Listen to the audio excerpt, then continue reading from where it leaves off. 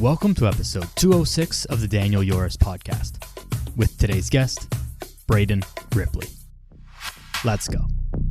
Welcome back to the podcast, everybody. Joined here today by Braden Ripley. Braden, thanks for being here, man. Appreciate you. Thanks for having me, man. I shot my shot when I needed to, and I've been following and listening for probably over like a year and a half. So I'm happy to be here.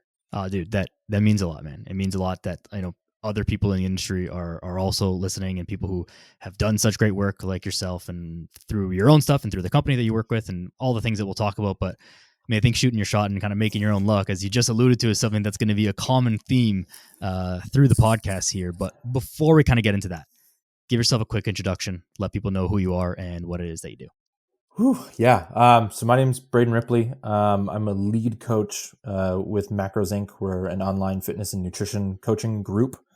Our claim to fame is we have a Facebook group that has over 500,000 people in it right now that we actively try to give the majority of our stuff away for free. We want to, I think, kind of like all of us in this industry, we know how great it's impacted us, and we want to showcase that. We want to be able to help as many people as possible live the life that they deserve to live. So I've been with the company 4.5 years. I love everything fitness, nutrition, kind of psychology side of things.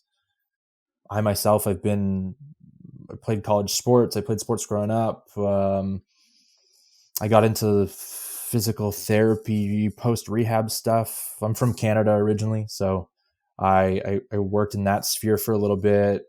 Moved to the States in 2017. I got into performance coaching, so I trained professional athletes.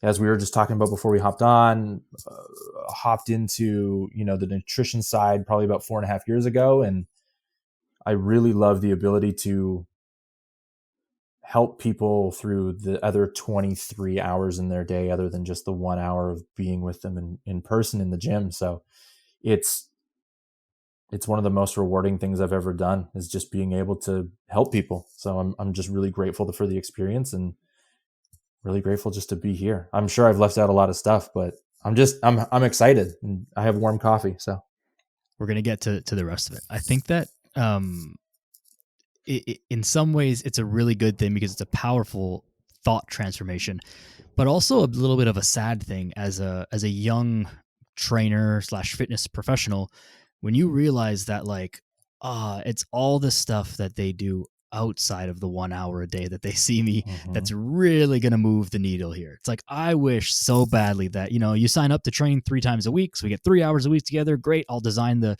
best workout program, knowing all of my programming knowledge and exercise selection and sets and reps and tempos and all the stuff. And it's going to be perfect.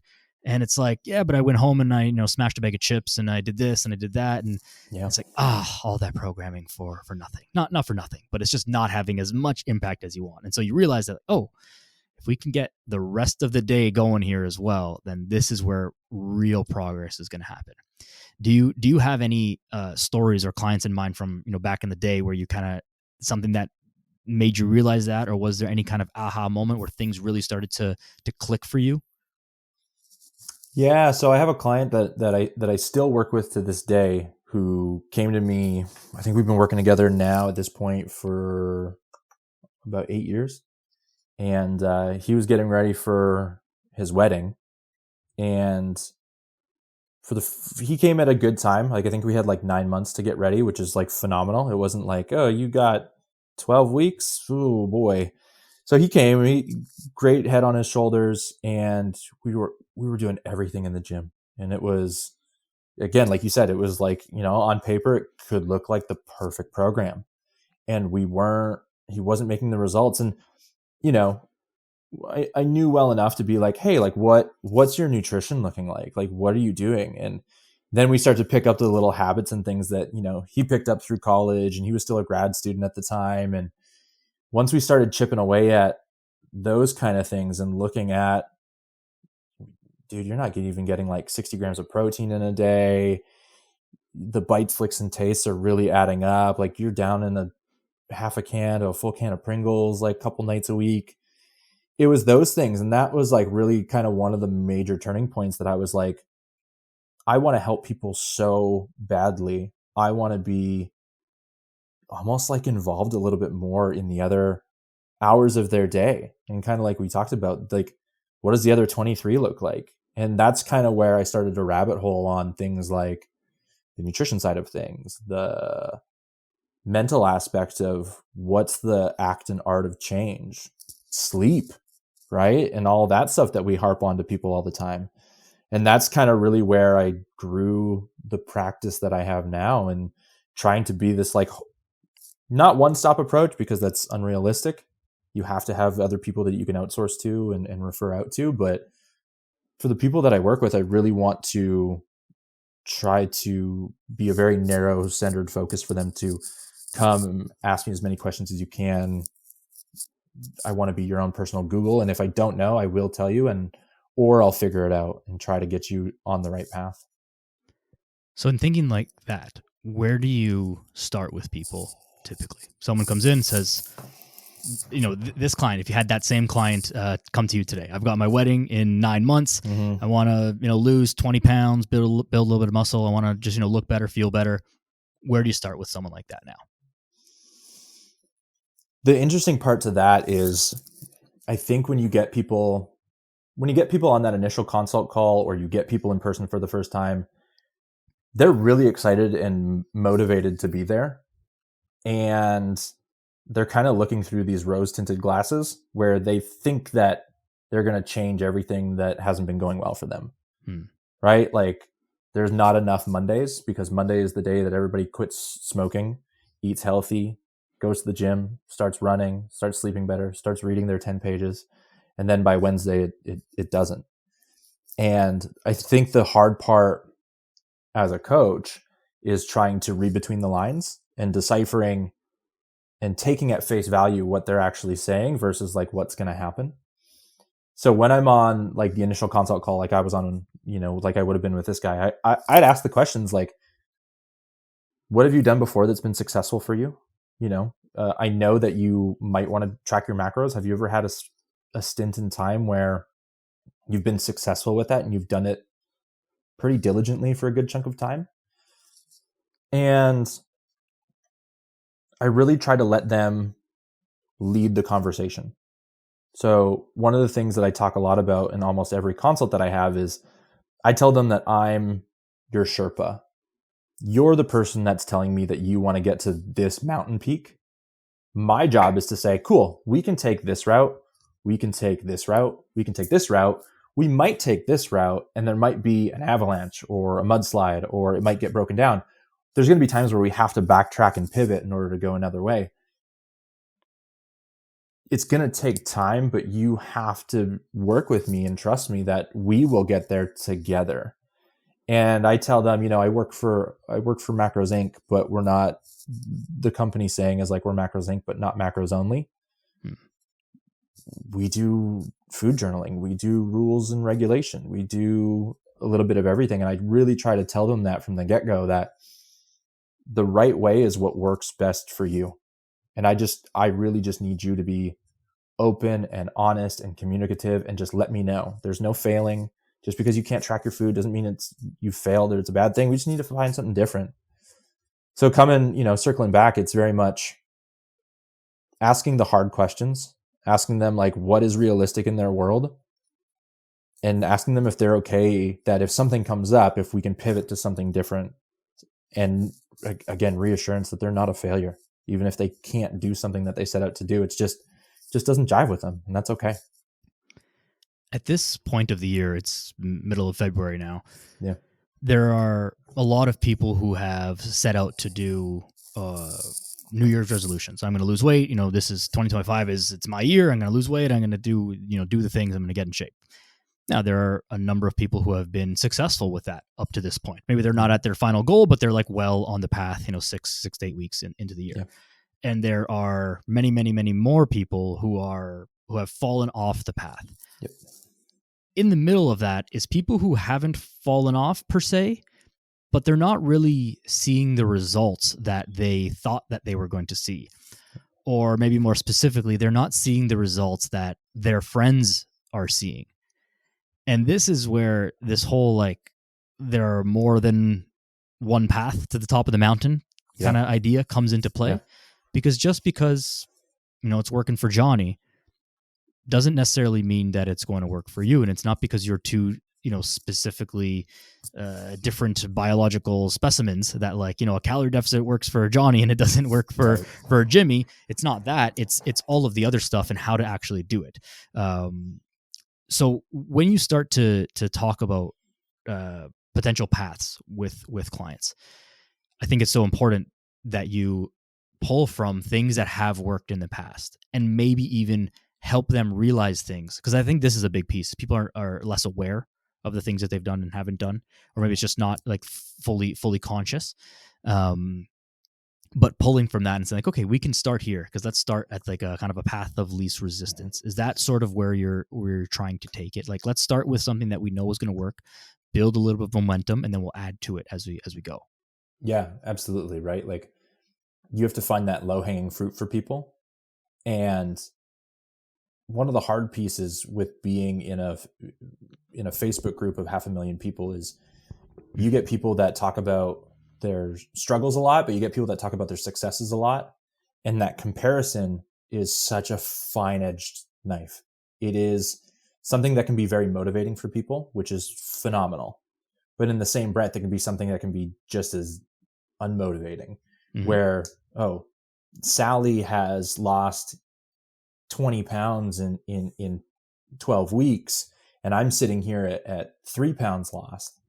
And kind of like what you alluded to is I think we as a society, and it's a protective mechanism, right? Like we always look for the negatives in things because it helps protect us and keep us safe.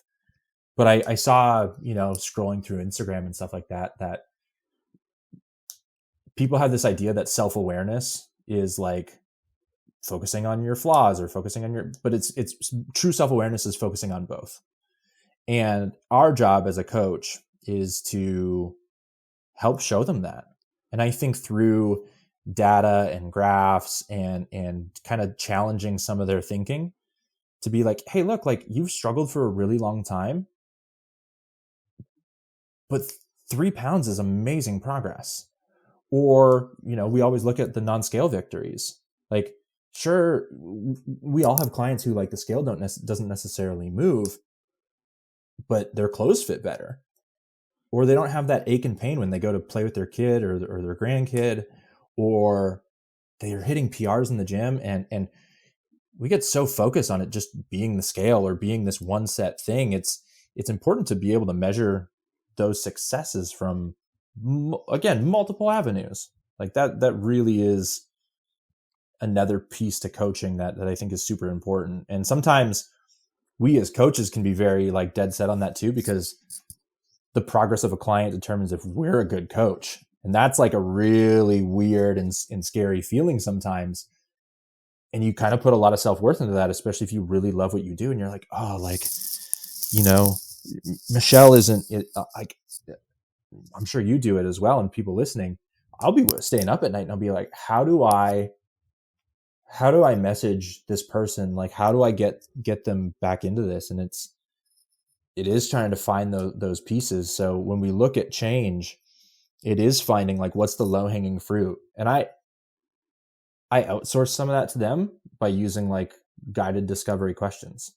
Well, what's one thing this week that you really want to focus on that I can help you with? Do you think you can get to bed like half an hour early? Do you think that you would really like to set your clothes up ahead of time so you can get to the gym and it's a reminder to do that? There's a million different avenues on it, but you have to be a really good listener as a coach to be able to do that. This comparison game is something that we all know logically that we shouldn't really play this, right? Mm-hmm.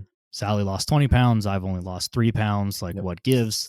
And it's not a you versus Sally thing. And we know that it doesn't matter. And I think that everyone understands this conceptually, but we all get into the trap of it. And it's a way to measure because we don't really know what we're doing. So if we know that someone else has done X and we do X minus 1, then we feel like we're not kind of living up to scruff.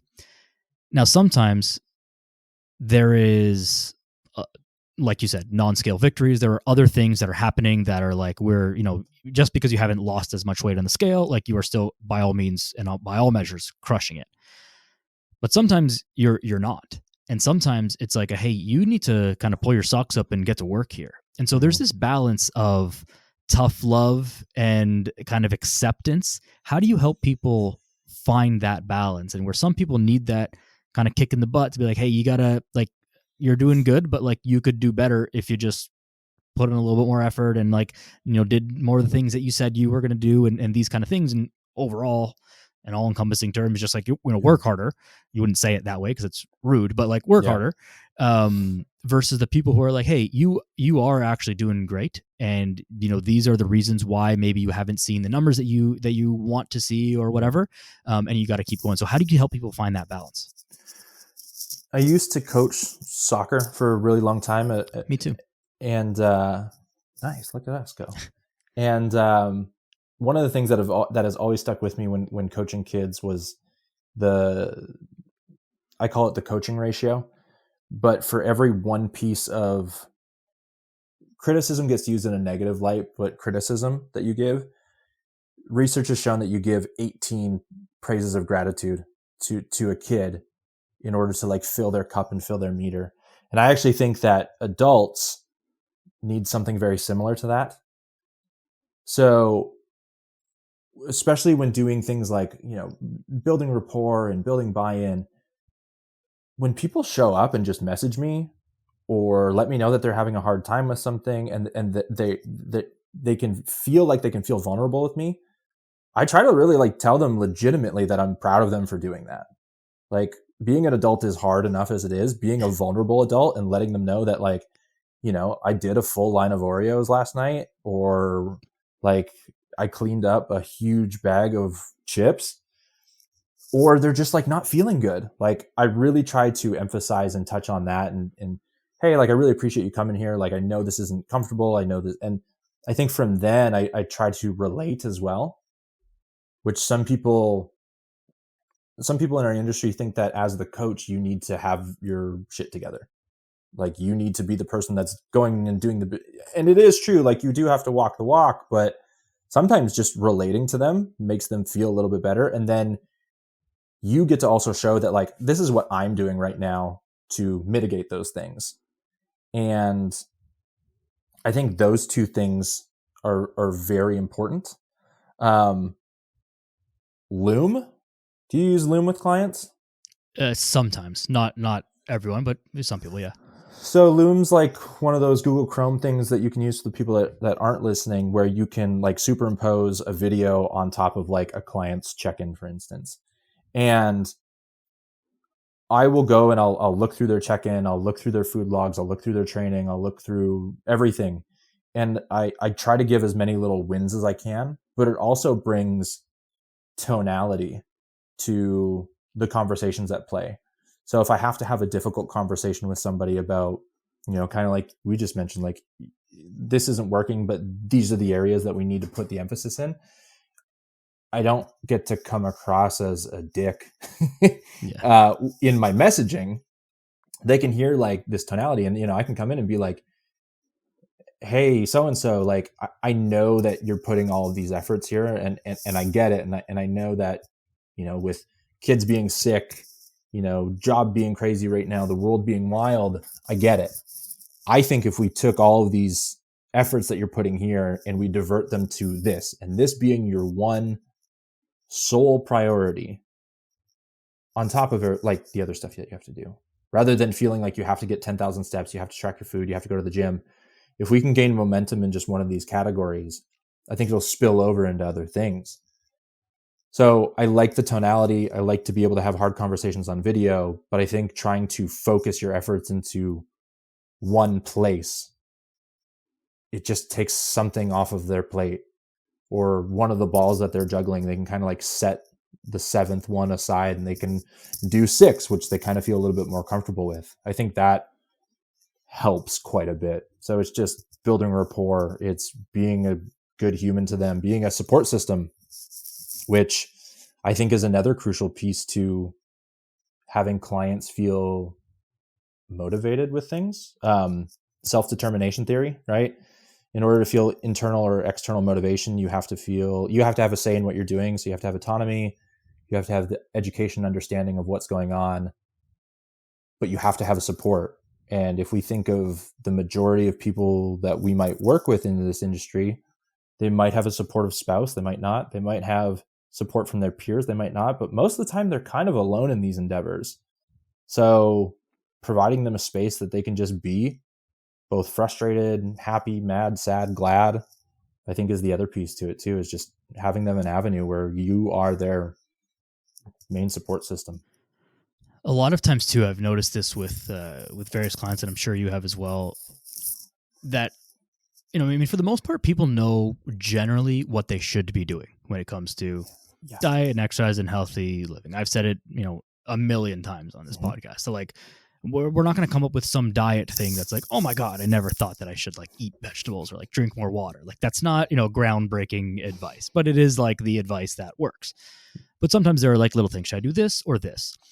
And I think for a lot of people, sometimes like they use us as the coach just as like a soundboard, just to like, hey, I know what the answer is, but like, which one do you think it is? And they're just looking for you to confirm the answer that they already know.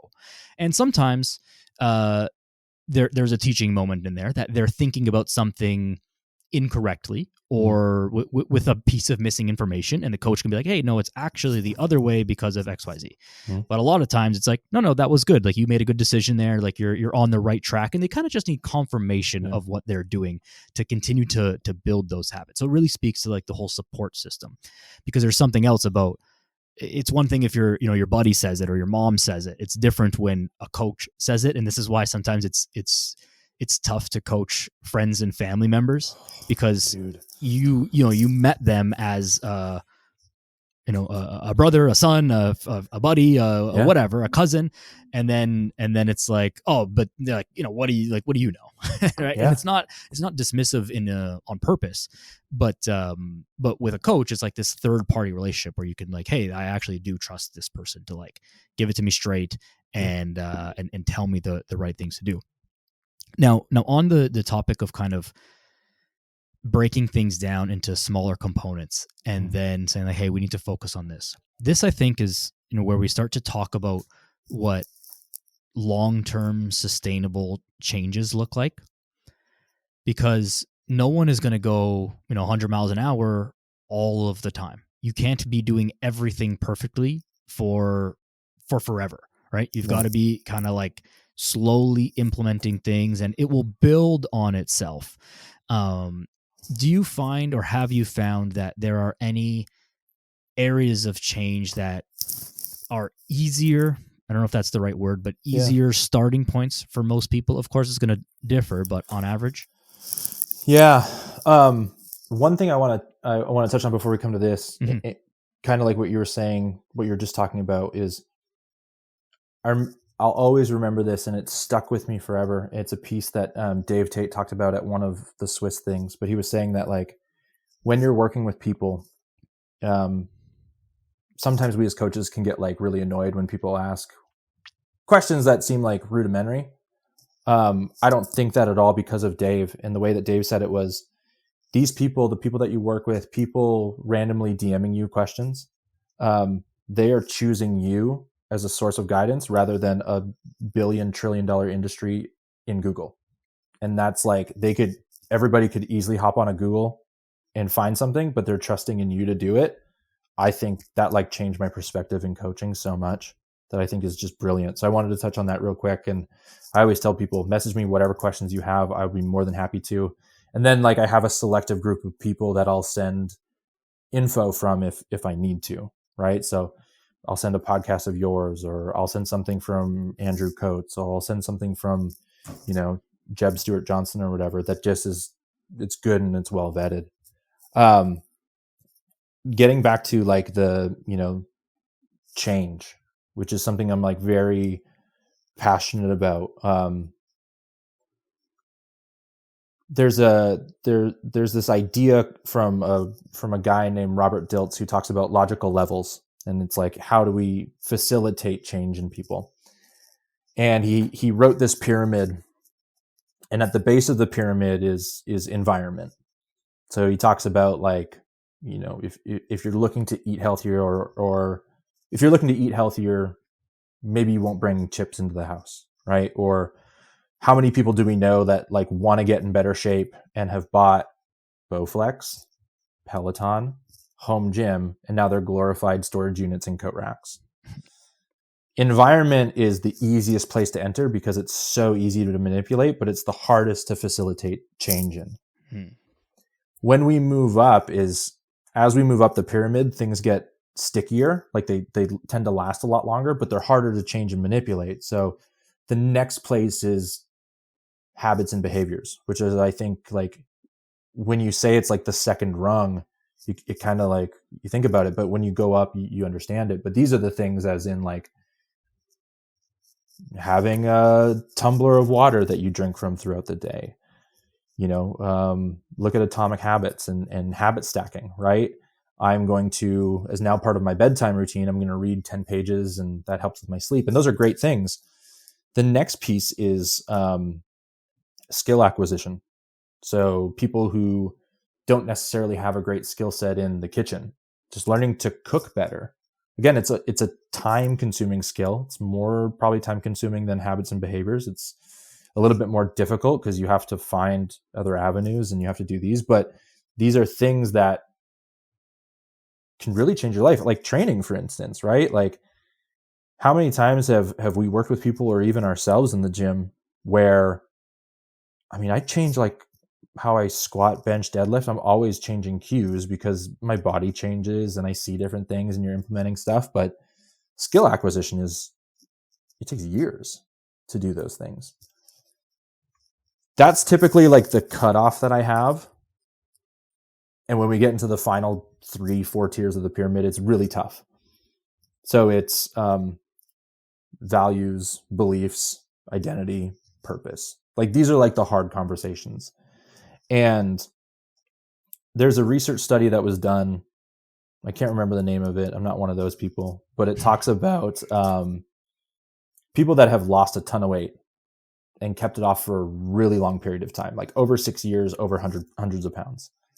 The only commonality they found in this cohort of 1,000 some odd people was that these people believed that they could do it, and they identified and embodied the person that they wanted to become before they were even them.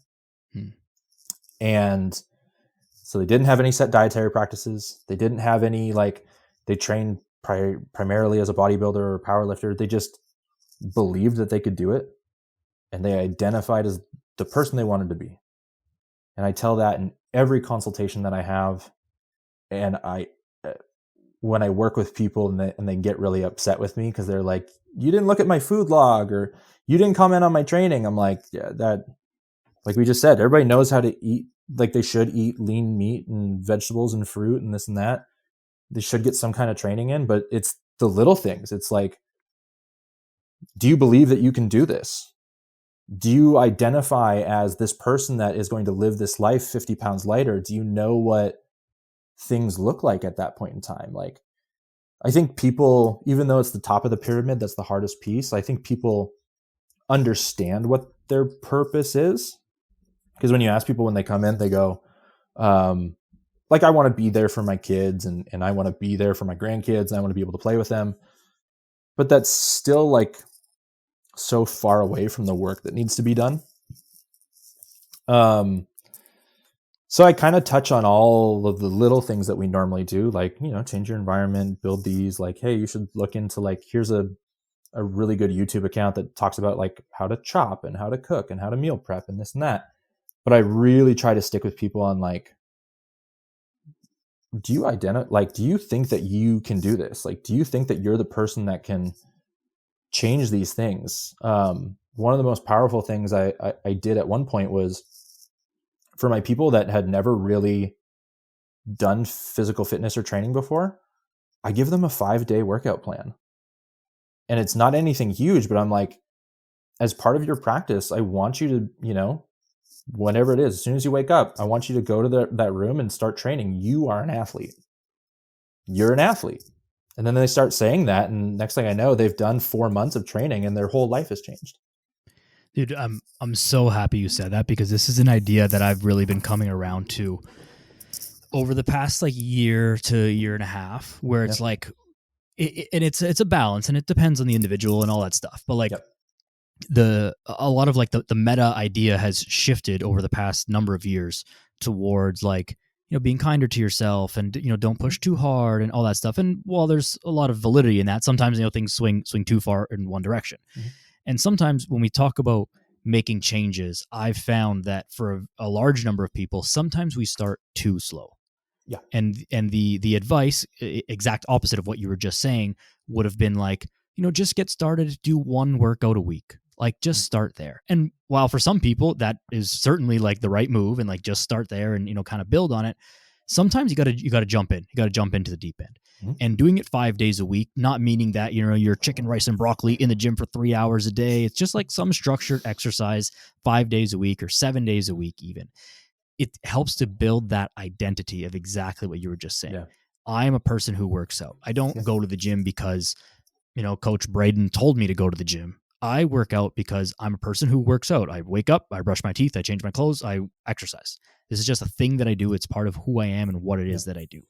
And I think that like, I'm trying to embrace um, that thought pattern from an early point, just kind of planting the seed, if you will. It's hard to like, you don't just flip a switch and you're just that person. It Yeah. takes time, but just planting that seed of like, hey, you're going to become this person. You're becoming this athlete. You're becoming that fit person, that, that 55-year-old dude who you see that just like, he's just in shape all the time and he doesn't really seem like he's thinking about stuff and it just happens for him. Like Yeah. that's going to be you. Right.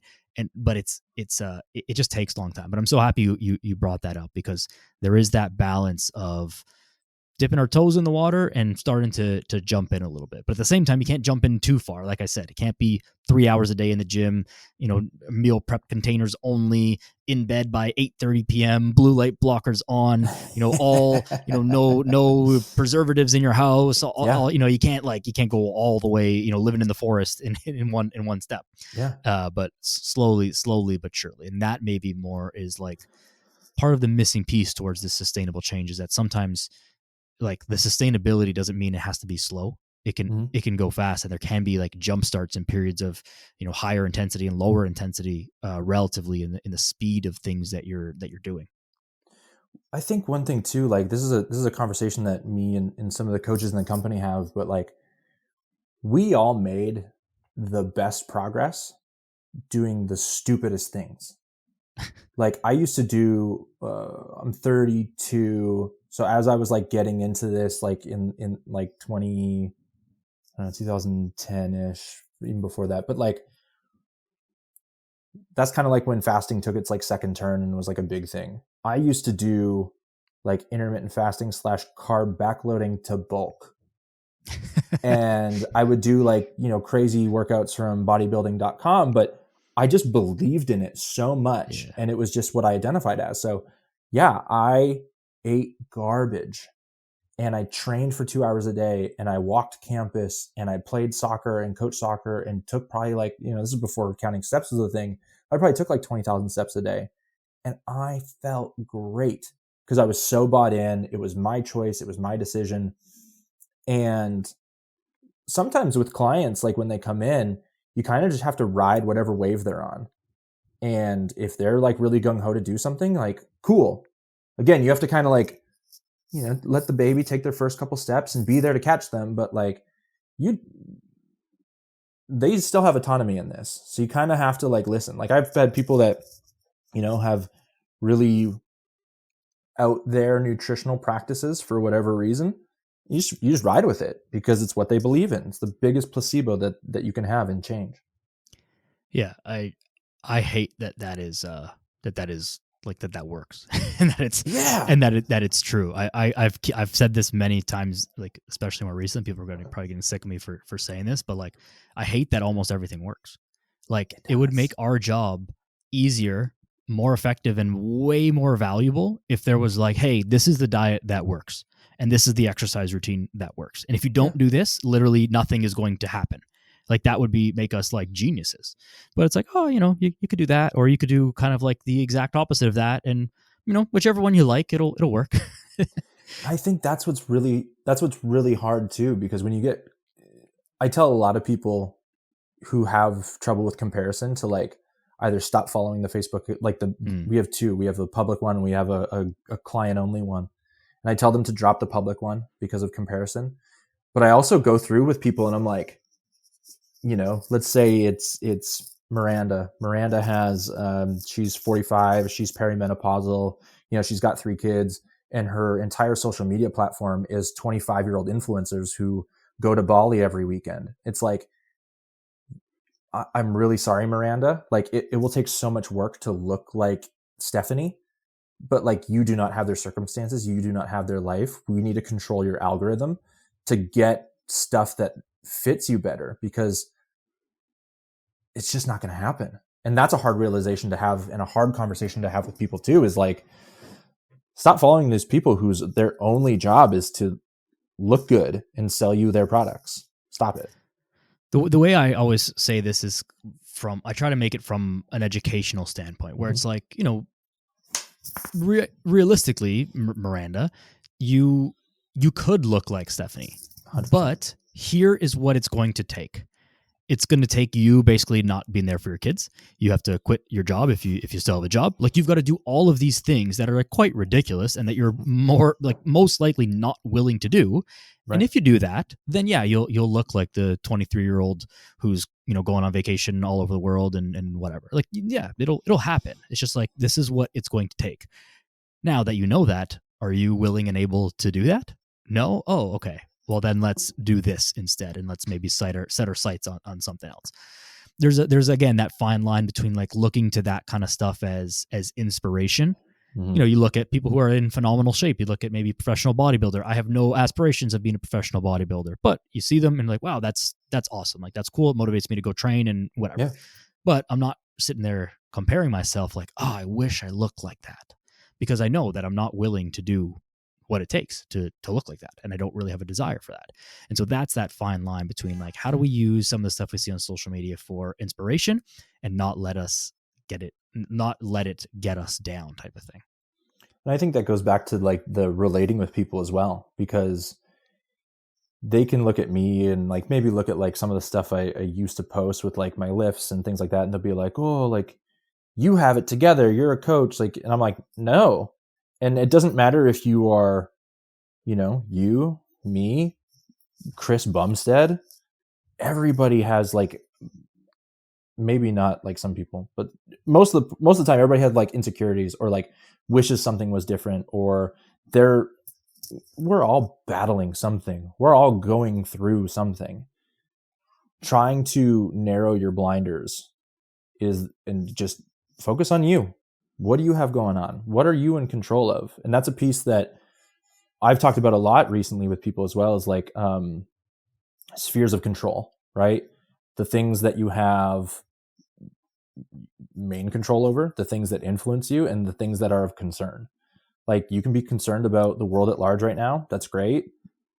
You probably don't have a lot of control over what is going on, but you still have control over mental health, how mindful you are with things going on, your food, your nutrition, your sleep habits, whatever. So trying to, and that's why I tell people, like, you have access to me whenever you want. Shoot me a message. I will not respond right away, but I'd rather be able to sit in and have those conversations. And the practice that I fall under is the 3 H's. Do you need help? Do you need a virtual hug? Can I just provide you a space to be heard? Because sometimes, like, we talk about it lots at the company, and I'm sure you do it as well. People will come to you and tell you their whole life story. I so want that, because if they can get it off their shoulders and it provides them a space to just be able to move on with their day and not go to the pantry, or they feel a little bit better because they had that cathartic moment that they're like, Daniel, like, my spouse is being an asshole. My kid's being an even bigger asshole. I'm just getting this off my chest so I don't have to think about it. I'm going to hit the gym right now. I'll touch in with you in like 90 minutes. And it's like, if I can provide that space, that's like the greatest thing I can provide somebody. 100%. That's happened a number of times for sure, where I'm doing something else, whether it be in the evening or just working or whatever. Mm-hmm. And then I'll come back to my phone and I see this like super long text message or an email Mm-hmm. where, it explains that exact thing. And I didn't get to it because I was doing other stuff. But then the last message is like, maybe 45 minutes after the long message. And then it says something like, no, actually, like I feel way better now. Like I know you didn't even respond to me yet, but like I feel good. I got through it. Here's what I did, and like problem solved. And it's like, Yeah. oh, we coached by just being there, just by the thought of being there. Like I didn't even respond to I didn't even give anything yet, right? Yeah. And we were able to kind of help just by being there. So it is quite amazing when that happens, and it does speak to like we want more information. People are never oversharing. People are never like, oh hey, this might be too much information, but like no, we like let it all out. Like this is not, we're not keeping tabs on things, and we want to hear it because we just want to help, and all of the stuff matters. It all matters in some way, and it can explain things, and it can sometimes excuse things. If we don't know that someone is going through a particularly stressful time, and we are confused, for lack of a better word here, but confused about like, why do you keep making these choices? Like you keep reaching for the snacks and stuff at night, and like everything Yeah. else seems in line, but like I can't, like, what's the missing link between you making this choice even though you keep regretting it? Like what's happening here? Oh well, such and such thing is happening at work, and that's whatever. Okay, now that we can explain this, now we can start to work on some tools and tactics that might actually be effective for overcoming this challenge, rather than like just throw stuff at the wall and see what sticks when we don't even have enough information to figure out what the actual situation is, right? Yeah. And it, like, good on people for like not wanting to be a burden, but also bad on people for not wanting to be a burden, because you're never going to burden me. Like this is what I've signed up to do, and I absolutely love it. You are actually more of a burden if you're not letting me in. Yeah. If you ghost me for weeks on end, and we're not actively talking about this stuff, because push is going to come to shove eventually, and I'm going to have to say, so and so, like, you're not doing anything. And then I come off as the bad guy, and then you come back and tell me, well, my husband was laid off and my kids had walking pneumonia for the last 3 weeks. And then it's like, I'm really sorry. But at the same time, why didn't you feel like you could let me know? And then like, you have to uncover all that, and you have to backtrack a little bit and kind of like reestablish rapport. But as a coach, I would like to think I speak for at least the good coaches, but hopefully, no, I don't speak for all coaches. But we want to know things. Yeah. Like we want to be in your corner. We want to be able to work with you on this stuff. We want to talk it out, because if it's bothering you, it's bothering you. But if a client shares something with you, they shared it for a reason. And I think that's another piece that goes a really long way for being a really good coach, is just talking and remembering the little details and commenting on them, like remembering clients' kids' names, remembering dogs going to the vet, following up on those kind of things is huge, and just makes people feel like you care, because we do. The most important part of personal training is the personal part, right? I think, as we've moved into like the online sphere a lot in today's day and age, I worked the floor for 5 years, and I've coached in some capacity in person, both from soccer onward, for a lot longer, like 18 years, I think, at this point. Like I started coaching at 14, and it's such an undervalued thing. Like if you're a coach and you're listening to this, like, and you haven't spent time on the floor, go do it, because like you learn so much. Go pick up like a weekend shift at like a YMCA and fold towels. Like the interactions you get with people is second to none. Yeah, I strongly agree with that. That I think anyone who is coaching or wants to get into coaching, like, sure, at this day, not that either of us are so old, but old enough where it's like you couldn't just like start online coaching from when you were 17 years old. Like it wasn't really a thing, and you wouldn't have been successful. Like it wouldn't have worked. Like you had to go that route. But I'm so glad that I did, and glad for the experiences that I had. And I think that a lot of people are accidentally doing themselves a disservice by like, I'm 18 and I'm just like a personal trainer now, and look at me, I post on Instagram and look at my abs, and it's like, yeah, you sell programs, and you might be able to make a business out of that. But I think you're doing yourself and the people you're serving disservice at that. But aside from that, this could probably be an entire series of podcasts in and of itself. Yeah. But just from a high level of things, when people are dealing with, if someone maybe identifies themselves as an emotional eater, Ooh. and they're not going through like some very specific acute thing that's happened, like I just got fired, like there's nothing that's specific that's happening, it's just like their life in general. Of course it's going to always come down to the individual, but what are some high level kind of like tactics that you'll help these people employ to control or stop their emotional eating? It's a great question. It's a hard one because there's so many routes to it, but I think at like the 30,000 foot view, we are using food to feel like we are in control of something when it feels like everything else is not, we don't have control over it, right? As I go back to family dynamics, spouse, work, kid, whatever, even though it feels like an uncontrolled thing that you're just mindlessly eating and you finish an entire package of whatever, it is a moment that you unconsciously are in control of something still. The other piece to that is when you look at the body and you look at the nervous system, right? You have your sympathetic or your stress system, and you have your parasympathetic, which is rest, relax, digest. It is very hard to be super stressed when your body has to digest food. And especially when that food has been catered to hit all the pleasure centers in your brain for multiple reasons. Like there's so much research that's done on food packaging, the way that it looks and the colors and the way that the Oreos look and all the designs of it, the way the package sounds when you open it, the way you slide it out, the way the or like the things are there, the way it smells. It's all done to make you want it, to make you buy it from a consumer's perspective. But it also hits the brain in a way that's so satisfying. The buildup and anticipation to wanting something is also so much greater than actually taking the first bite.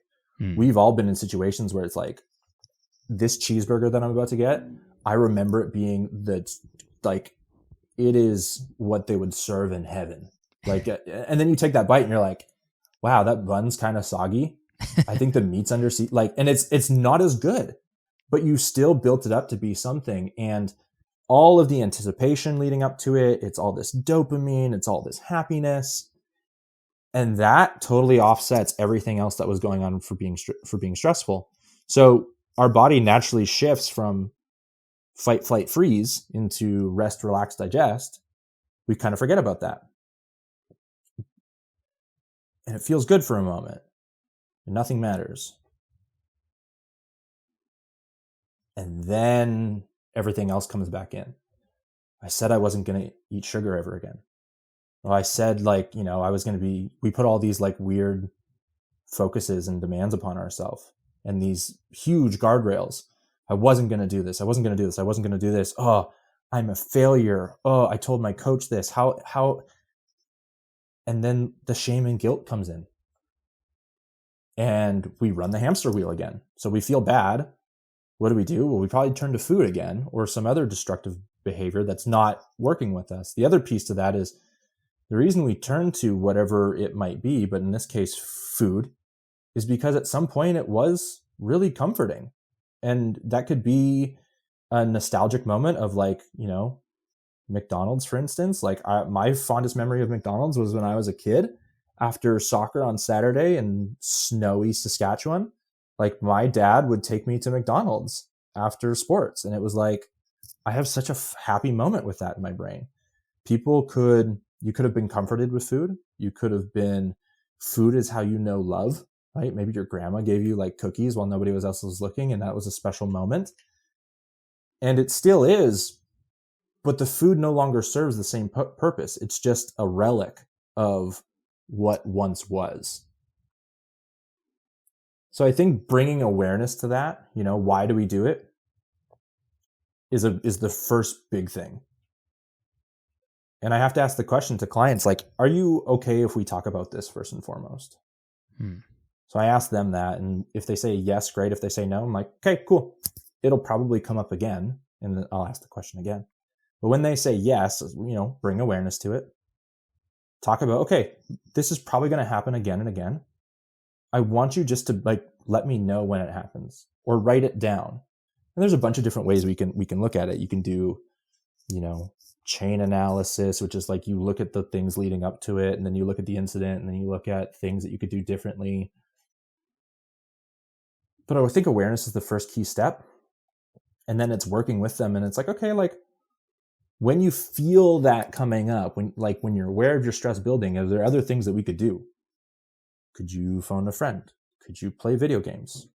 Could you give yourself a scheduled 10-minute break to go be on your phone? I think sometimes we've demonized phones too much, that sometimes scrolling through my reels and getting a really good laugh is the best medicine I could ever have. And I give myself 10 minutes and I'm like, okay, cool. And I think that's the thing too, is we don't, as society, give ourselves enough scheduled time. This is my focus. So I'll give them that. I'll give them, go outside, get a walk, go do some movement, go do this and that. And I think giving them the education, giving them the awareness, and then giving them and working with them on alternatives. But I think also just being the coach that's like, hey, no big deal. These things happen. They've happened for a long time. I'm not mad at you. I'm actually really happy, grateful, and proud that you brought this to me. And I really appreciate it. We're going to work together to figure this out. But I can't thank you enough for telling me this. It took a lot of effort. It took a lot of strength. That's a really good point too, because sometimes people are harder on themselves than they have to be. Always. Oh my God, I had this, bad day at work and I binged, I ate a bunch of Oreos or whatever. And you look at it, it's okay, but you've literally been dialed for the last 4 weeks, perfect, no mistakes. This isn't a recurring issue for you. It's not like you had, 5 Oreos, 6 out of the last 7 days. This is not really a thing. You had a bad, quote unquote, bad day today, and that's okay. But you recognized it. You kind of feel shitty because your stomach hurts and physically you don't feel as good right now, and that's okay. But dust yourself off and let's keep going. Sometimes people just need that reminder that hey, you did this, but you didn't fail. You didn't mess it all up. You're not gonna, you didn't lose all your progress. You didn't lose all your gains. Nothing really happened. You might have a little bit of indigestion, whatever, but you're going to be fine from this. Now it's different, of course, when it's a recurring theme, when it's happening every single day. That's when we've got to definitely look into the deeper reasons as to hey, why is this happening? But I couldn't agree more that just being aware of it is the first step, and then being willing to take a couple steps deeper into the why is this happening. It's not because your boss gave you some extra work at 3:30 p.m. That may have been the straw that broke the camel's back, but it's deeper than that most of the time, as to why are you reaching for food, or that specific food in this circumstance when kind of things happen like that. I think people, if they come and work with us, and I don't know how your stuff's set up, but if they come and work with us, and let's say, tentatively they're only on a 3-month contract, they feel like they have to get it all figured out in 12 weeks. Or they figure that they have to get it done in 6 months, or they have to get it done in however long. And, we've hired a lot of coaches internally who used to be clients and now work with us. And when I have conversations with them, it's yeah, it took me 5-10 years to get to where I am. I think people don't give themselves enough credit to be this stuff is ultimately it's going to be the rest of your life. And people put too much pressure that they have to get it figured out by the time spring and summer rolls around so they can have their summer body. And it's a hard realization, but it's kind of a fun one too, because it's I got time. It's going to be okay. As Jordan Syatt says, you can't fuck this up. Sometimes the biggest enemy of fitness and helping people is the business side of it. Yeah. You would never sell someone a 5-year membership or a 5-year package of coaching although you know that that's like more, probably what it might take. Yeah. You would never do that because nobody in their right mind would ever buy that. Like, it's a completely ridiculous thing to offer, and like the amount of money would be like, it's just a completely ridiculous thing to offer. Yeah. But so we have to kind of break it down into smaller time intervals to make it digestible. The marketing has to be such that it's like not lying, but like not making it seem so complicated, and has to be extremely accessible, extremely easy and fun sounding, although it's not exactly fun to like control the foods that you eat. Like, it's not, No. a lot of stuff is not fun. And so like the pure business side of it sometimes is the thing that gets in, not in our way from a business, it just gets in the way of helping people. But at the other side of it, there's no other way to go about it. Because again, you're not going to sell a 5-year coaching package.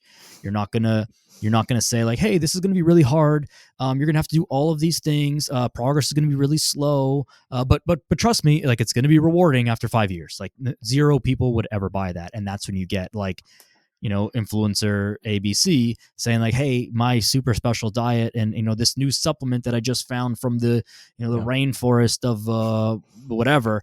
And then, that's what wins after that. And that causes more problems. It's not even about winning and stuff in business, but it's like that causes more problems down the road, because the shitty stuff is going to capture attention and just, you might work for a couple weeks, but then it's just going to cause more problems after that. And so it's so interesting to me when I make these, like, when I realize these things, and it's like, oh yeah, sometimes we get in our own way, but there's not really another way to go about it. Like, it's just such a unique business where we have to pay people, or people have to pay us so they can do all the work. Like, it's wild. Well, in that vein too, like sometimes when we have clients that sign up for a year, they get the 12-month training, fitness and nutrition plan. It's like sometimes they think that they have time too, and they kind of just hang back a little bit, and they're like, I got time.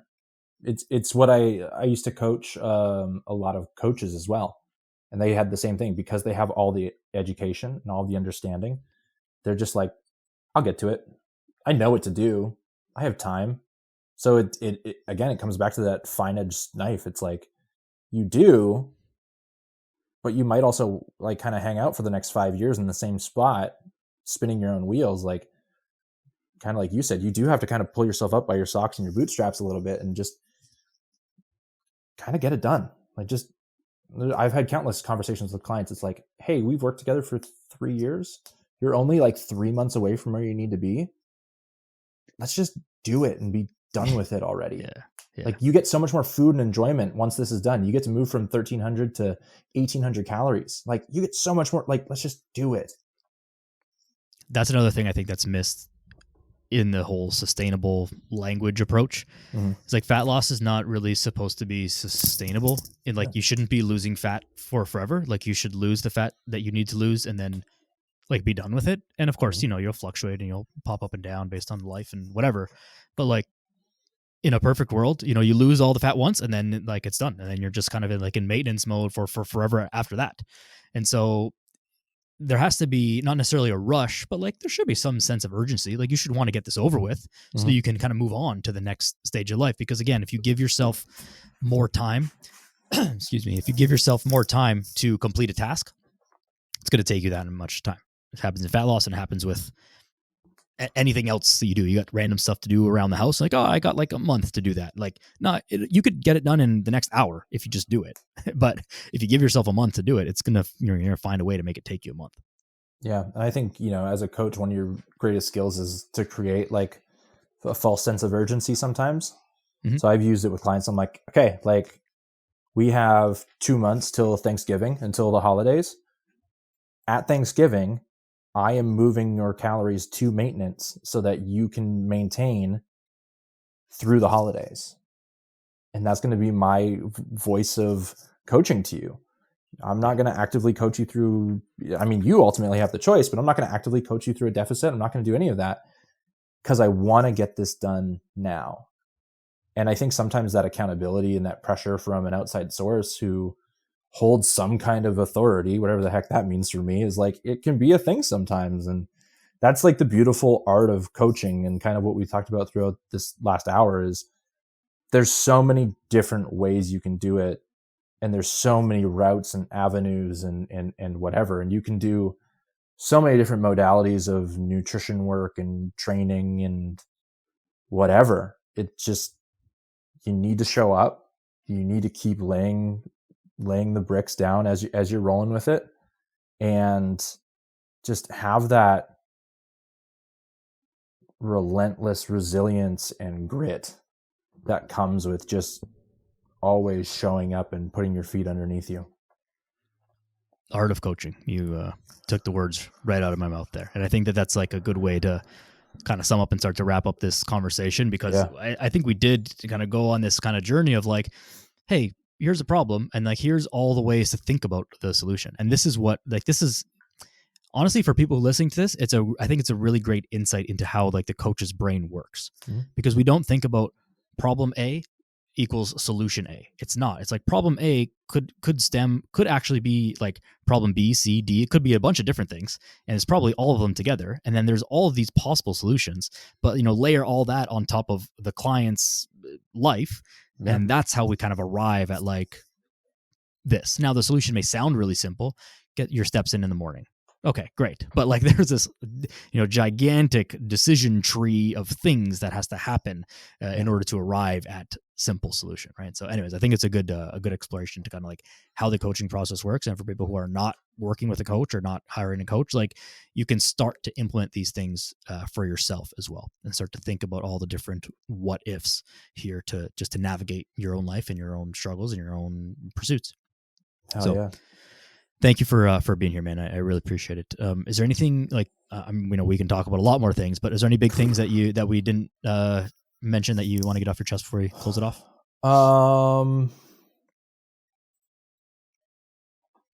No, people just need to keep showing up and be okay being vulnerable, and just know that there are people who care for you in this world, and just be there for them and show up for them, and they'll show up for you as well. That's all I got. Like, Love just it, man. Be a good human.